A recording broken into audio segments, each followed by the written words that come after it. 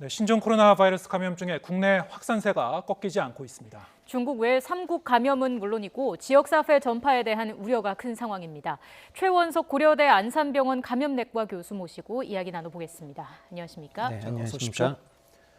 네, 오늘도 이제 확진자가 4명이 좀 늘어났습니다. 네, 네. 전반적으로 보면은 뭐 계속 이제 증가세는 이어지고 있는 것 같고요. 네. 확산세는 맞는데, 자 오늘 보면은 4명의 추가 확진자 중에서 이제 3명이 2차, 3차 감염자였어요. 자 이렇게 되면 이제 지역사회 감염에 대한 좀 우려도 좀 커지는 게 아닌가 싶은데 지금 어떻게 보고 계십니까? 네, 맞습니다. 이제 2차, 3차를 넘어갈수록 지역사회로 점차 확대될 우려는 있습니다. 네. 아직까지는 방역의 범위, 그러니까 이제 접촉자라고 분류되어 있거나 뭐 자가격리, 능동감시 이런 형태의 사람들에서 발견되고 있다라는 점은 그나마 다행이지만 네. 이런 차수가 거듭될수록 그런 범위를 넘어선 사람이 발생할 위험이 높아진다는 걸 의미합니다. 지금 보면은 다양한 지역에서 확진자와 접촉자가 나오고 있는 상황인데 전체적으로 전체 지역을 좀 확대되고 있다 이렇게 분석을 할 수 있을까요? 네, 사실은 이제 들어온 사람, 그러니까 외국에서 감염이 되어서 들어온 사람이 아직까지는 다수이고요. 감염된 사람으로부터 전파된 사람은 그 전파된 일정의 장소가 있으니까 전국적으로 어디를 가거나 걸린다라고까지 생각할 거는 아니라고 생각하지만 네. 어디에서나 지금 일어나고 있는 상황이라면 앞으로 그렇게 진행될 우려가 있는 거죠. 네. 지금 말씀하신 대로 이제 지역사회 감염을 이제 우려할 정도가 되려면은 사실 이제 경로가 이제 불확실한 경우가 이제 제일 큰 문제가 되는 거 네, 아니겠습니까? 맞습니다. 이제 태국에서 이제 왔다는 16번, 18번 환자 정확히 어디서 감염됐는지 이 부분이 이제 좀 더 이제 밝혀져야 될 것 같고요. 아울러서 이제 이게 그 제3국을 통한 유입하고 지금 맞물려 있습니다. 네, 지금 뭐 싱가포르, 일본, 태국 이렇게 해서 이제 제3국에서 이제 유입되는 경우가 지금 계속 이제 발견이 되고 있는데, 자 이게 뭐 같이 방역과 검역 하나의 이제 시각에서 통합돼 갖고 이제 좀 더 그 강화를 해야 되겠죠. 지금 어떻게 보시는지? 점점 굉장히 어려운 상황으로 가고 있습니다. 예. 말씀해 주신 것처럼 하나의 국가, 하나의 지역으로 한정하기가 어려운 상황이 되었고요. 특히 이제 이번에 환자의 유입이 확인되었었던 태국이나 네. 싱가포르 같은 경우에도 그쪽에서 실제로 환자 발생이 많지 않은 시기 또는 명확한 노출력이 확인되어 있지 않은 상태에서의 환자 발생과 같은 상황이 있는 것으로 의심이 되고 있거든요. 그렇다면 이제 중국으로 한정하기 어려운 상황이 되죠.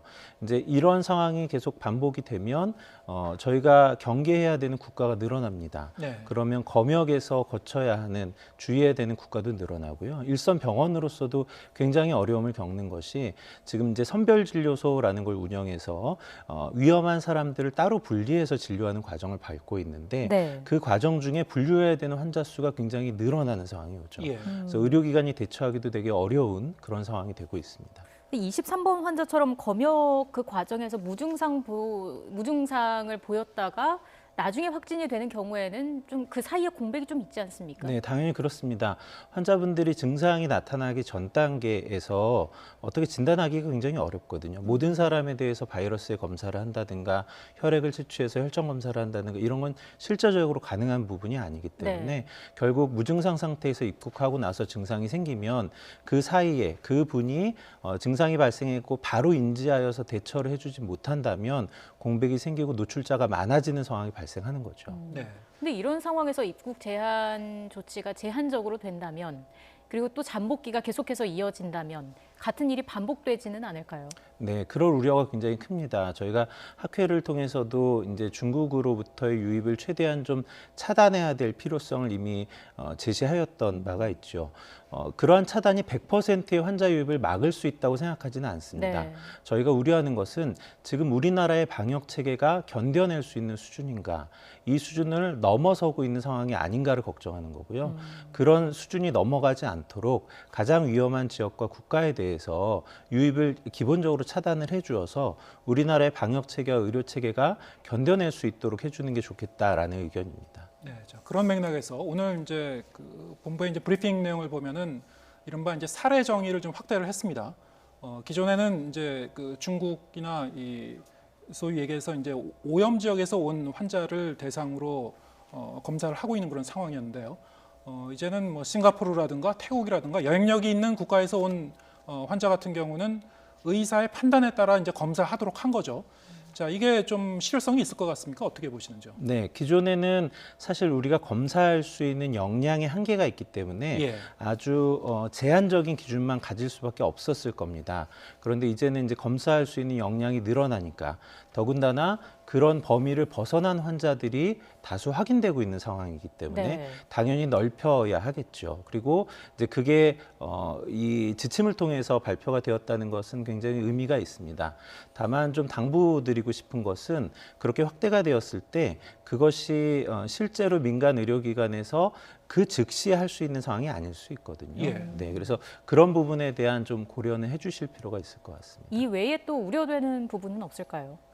네, 일단 확대가 되었을 때 저희가 가장 걱정하는 것은 이제 지금 걱정하시는 분이 굉장히 많지 않습니까? 예. 많은 분들이 동시에 의료기관에 몰리는 상황입니다. 네.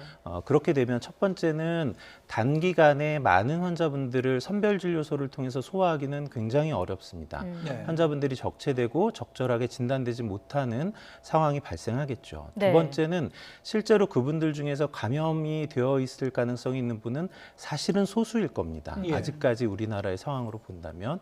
근데 그렇지 않은 분과 감염의 가능성이 있는 분들이 섞이게 되었을 때 물론 선별진료소의 대기소를 가급적이면 환자분들이 서로 간의 전파가 일어나지 않도록 지금 통제를 하고 있지만 그 통제의 범위를 벗어나서 환자분들이 몰려왔을 때 그러면 그 안에서 오히려 전파가 되는 그런 상황이 발생하지 않을까 하는 우려도 있습니다. 그런 우려되는 부분도 어쨌든 해소가 돼야 더 우려가 줄어들 수 있을 것 같은데 의학계 쪽에서는 어떤 방법이 좀 제시가 되고 있는 게 있습니까?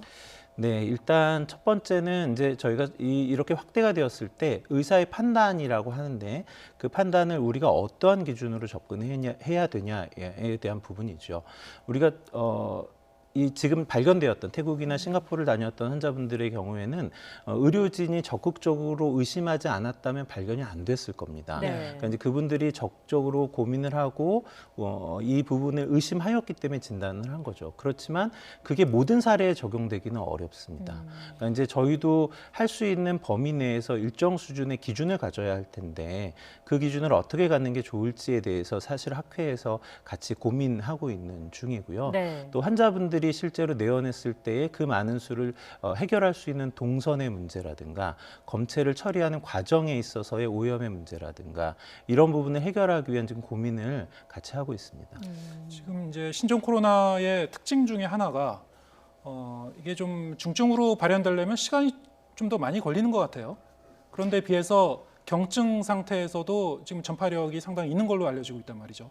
자, 이렇게 되면은 의료진 입장에서 이런 문제점을 좀 걸러내는 것도 상당히 좀 난점이 있을 것 같습니다. 네, 굉장히 어렵습니다. 예.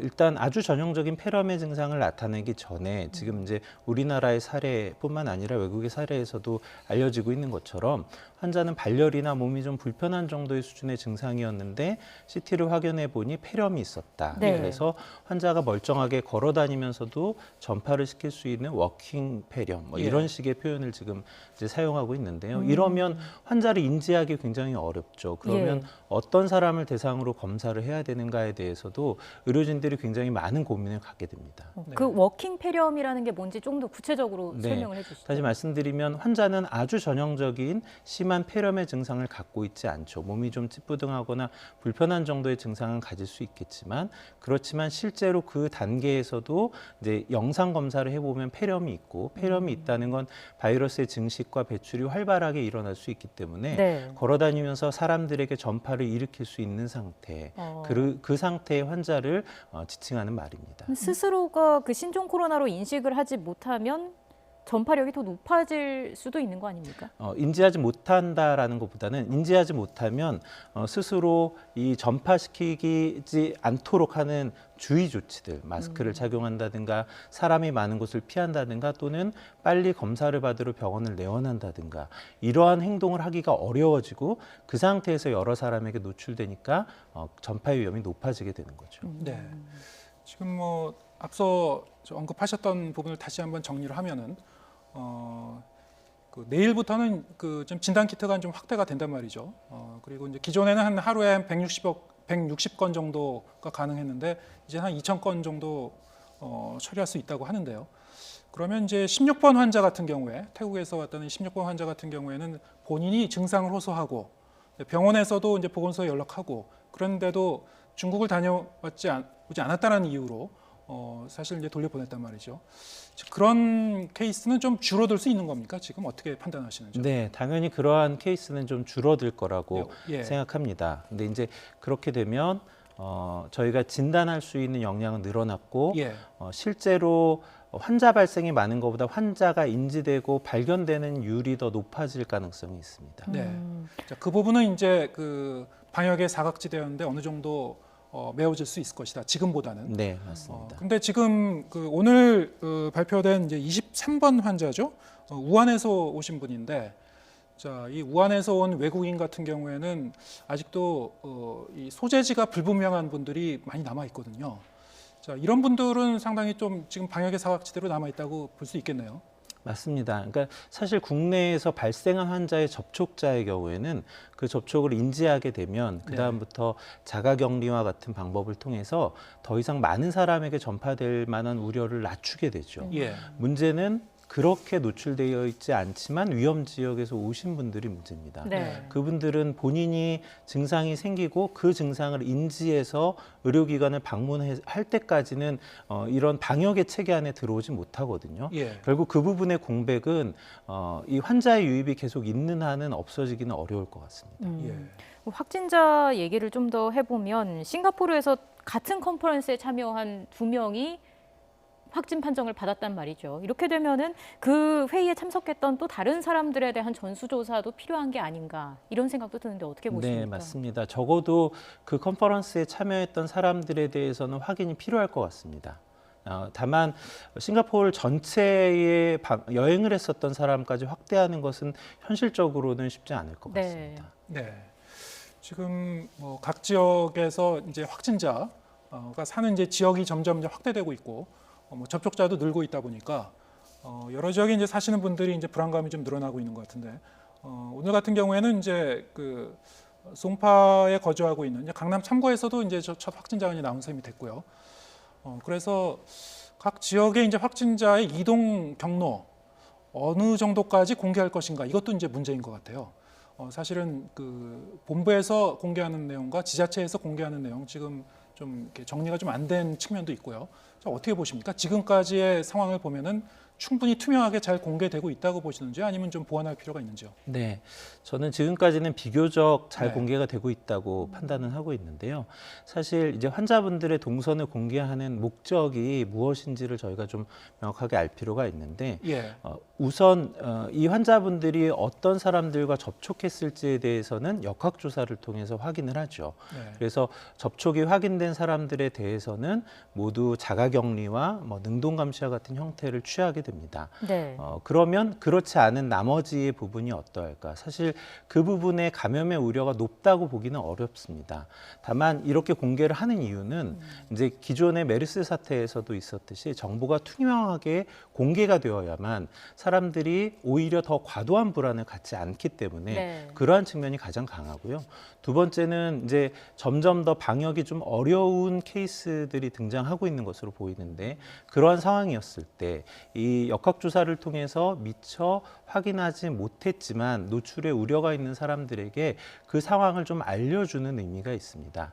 사실 어디까지의 이 환자분들의 동선을 공개하는 것이 적절한가 어떤 국제적인 기준이 있지는 않습니다. 많은 국가에서 실제로 동선을 공개하고 있지는 않거든요. 예. 오히려 투명하게 우리나라에서 환자에 대한 조사를 했고 그 정보를 국민들과 공유한다는 측면에서 공개를 하고 있으니까 그 부분을 좀 이해해 주실 필요가 있고요. 또 한 가지는 이제 좀 지자체나 중앙정부에서 발표하는 게 조금 다를 때 혼선을 갖고 오게 되는데요. 이 부분은 수정이 좀 필요해 보입니다. 우리가 신속한 정보의 공개도 중요하지만 네. 부정확한 정보가 공개되었을 때 사람들이 갖게 되는 혼란과 불신은 굉장히 크거든요. 신속한 것도 중요하지만 정확하게 그리고 단일화된 통로로 정보를 공개하는 것이 오히려 국민들에게 불안감을 덜 일으키는 방법이라고 생각합니다. 예. 네. 결국 지금 이 사태가 언제까지 이어질까 이 부분이 가장 큰 관심사가 아닐까 싶은데 중국 내에서는 신종 코로나 사망자가 오늘도 뭐 1일 최고치를 경신을 했습니다. 근데 중국은 이게 뭐 2, 3개월 안에 잦아들 것이다 이렇게 약간 낙관론을 펼치고 있는데 어제 나오신 한 전문가분께서는 이게 뭐 7월까지도 이어질 수도 있다 이렇게 좀 생각을 하셨거든요. 교수님 생각은 어떠십니까? 상황을 전망하기가 사실은 굉장히 어렵습니다. 이게 이제 자연 전파의 상태에 그냥 놓여 있는 것이 아니고 각국에서 방역을 위한 노력을 최대한 기울이고 있거든요. 이 노력이 얼마나 성공적인지에 따라서도 달라집니다. 네. 사실 가장 중요한 건 근원지가 되었던 중국의 상황이 될 거고요. 중국의 상황이 얼마나 진정이 되느냐에 따라서 좀 달라질 텐데 우려는 지금 그 이외의 국가에서 2차 전파로 인한 확산의 가능성이 있습니다. 이게 얼마나 크게 나타나냐에 따라서 좀 다를 수 있어서 단기간에 종식을 기대하기는 좀 어려울 거라고 생각합니다. 네. 자, 이 지금 이렇게 보면은 그 개인 본인의 면역력이 참 중요할 것 같은데요. 이런 분은 특히 좀 더 주의할 필요가 있다. 뭐 지금 기저질환이 있으면 좀 더 취약할 수 있다는 얘기는 들었는데, 자, 어떤 경우에 더 주의해야 됩니까? 네, 맞습니다. 지금 실제로 감염이 되어 있는 분들 중에서 중국의 통계가 주이긴 하지만 사망하신 분들은 한 2에서 3% 이내이거든요. 네. 대부분의 환자분들은 본인의 면역력으로 극복을 하고 낫죠. 근데 이제 사망하신 분들의 특성을 보면 대다수는 연세가 많은 분들 또는 만성적인 질환을 갖고 있거나 중증의 면역이 저하되어 있는 분들입니다. 예. 이런 분들은 사실 이 신종 코로나 바이러스뿐만 아니라 대부분의 감염증에서 고위험군으로 분류가 되거든요. 네. 그래서 이런 분들은 오히려 여러 가지 백신을 더 권고하기도 하죠. 그래서 본인이 어떤 질환이 있어서 관리를 하고 계신 분들, 또 연세가 많으신 어르신 분들, 이런 분들은 특히나 좀 더 주의를 하실 필요가 있을 것 같습니다. 꼭 뭐 나이가 특별히 많지 않더라도 뭐 이를테면 당뇨병이라든가 이런 이제 만성 질환 갖고 계신 분들은 다 조심하셔야 되는 건가요? 네, 맞습니다. 그런 만성 질환 자체가 면역 체계의 일정 부분 영향을 미치기 때문에 그런 예. 분들은 조심하셔야 됩니다. 예, 알겠습니다. 자, 고려대 안산병원의 최원석 교수와 얘기 나눠봤습니다. 고맙습니다. 고맙습니다. 네.